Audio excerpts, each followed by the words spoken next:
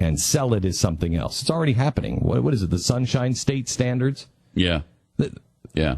Well, they did that here, too, because they were doing common, what was it called here? It was, the Texas system is, and all I can think of is Common Core, but they outlawed that. And they C-scope? Yeah, C-scope. C-scope. And it was the same thing. Same thing. And it was the Republicans who did it. Yes. It was the Republicans who did it. What is that guy's name? That bastard that is,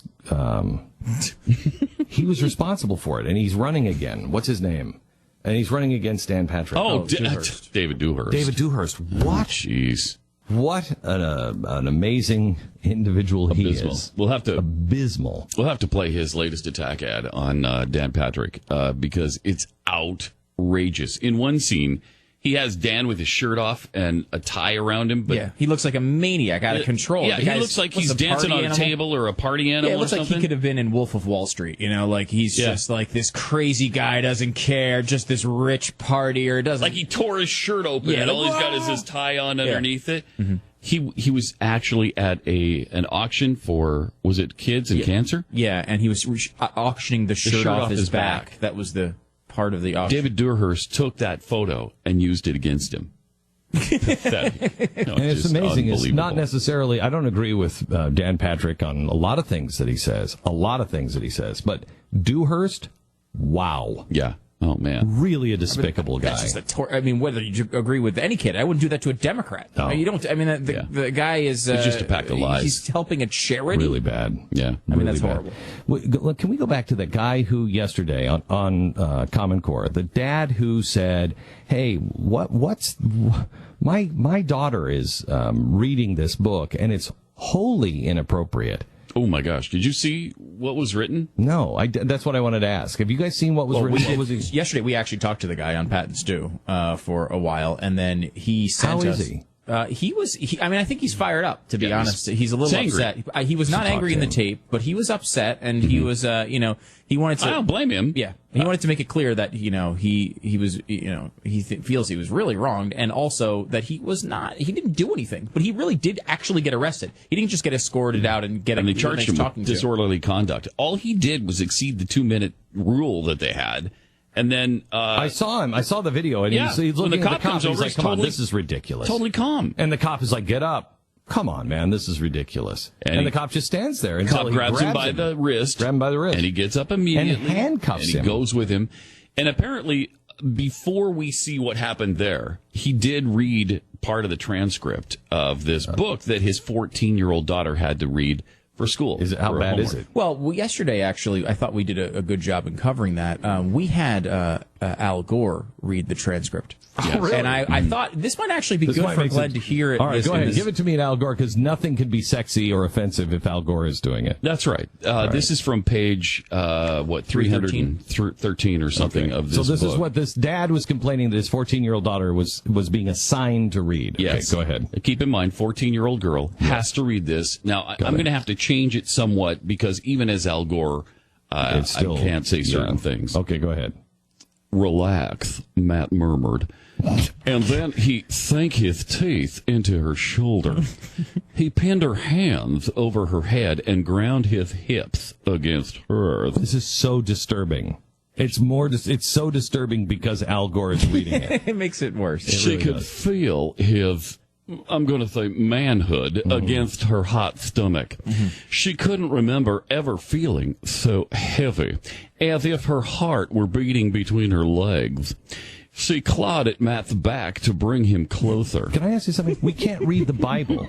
We can read the Bible, but we can read this. It's unbelievable. And I believe Pat has done a good job editing this. However, there's times in this transcript where she uses the GD. It's okay to use God in that context. Yes. Where you could say that.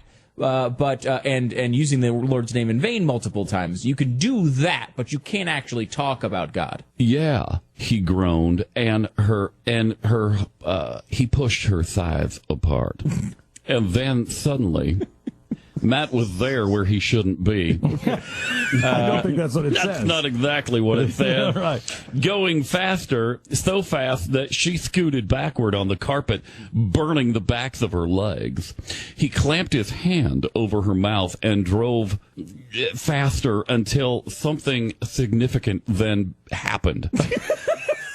Well, not exactly what it says. Not exactly.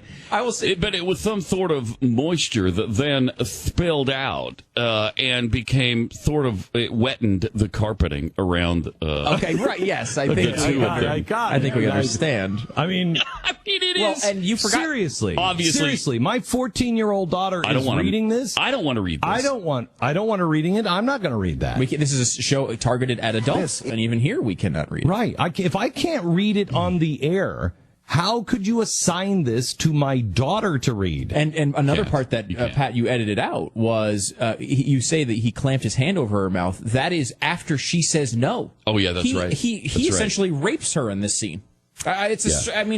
In fact, it says that she says no and tries to wiggle away. Wait, is it a story of rape? No, this is at the end. She says, "I love you." Oh my gosh! She looks away though when she says it. She looked away and said, "I love you too." But she because says, after he rapes her, he says, "I love you." But it's not about the story. Like this part of it, at least, is not about rape. They're having a wonderful evening, and this happens, and she says, "No, wait," and he keeps going. And she seems to be into it at the end. It's like I think it's bizarre. trying to give a sexual tension of the passions were high. So this is what the dad is arrested for. Mm-hmm. Now I can imagine that you're arrested for standing up and being vile in public, which he was not doing. No. Right. I mean, he was reading what his daughter had to read. Right, and that wasn't the case either. They weren't saying that we have to arrest him because he's being vile. This was held in a library, and this was held with maybe 40 people in there. It looked like there were maybe 15 or 20 adults in there, and they were talking to the school board, and he said, "Why is this happening?" Now, if he were to distribute video of this action occurring to this child, it would be a crime. Yeah. But we can require children to read the much more explicit than Pat read details. If you question it, they arrest you. Insane. We are becoming a vile society. Really vile. I said this 4 years ago. If we ever really go dark, if we lose control and we go dark as a society, and when I say we lose control of our society, we lose control of ourselves, and we go dark, we're going to be remembered as the darkest group of people maybe that have ever inhabited the earth, because the amount of destruction that we will be able to do in a short period of time has never ever been seen before. We have such a responsibility to future generations. You see that story from the Los Angeles or the Washington Times, the teacher who said, "I'm ashamed today. I'm ashamed. I have just administered these tests, and I'm ashamed that I didn't do more, that I didn't stand up." And I thought to myself, this is what I was talking about. He said, "I am so ashamed and I so regret that I didn't do more." We're going to get to the end of this, and we all have to be able to close our eyes and say, "I strove. With the last ounce of courage, I strove to make the world a better place.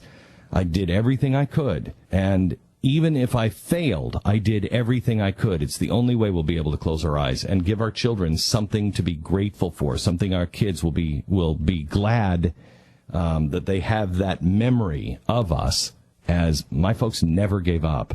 It's imperative that we have that attitude. Sponsor this half hour is... Do I have to use the word strove? Or could I use, like tried? No, you have to use strove. Yeah, strove. That's important. Strove. All right. Well, yeah, I mean... All right. I mean, you were the one using... what was it? Icky fluid stuff? No, let's not revisit that part of the show. Here's our sponsor this half hour. He was trying to make it better with that. Here's our sponsor.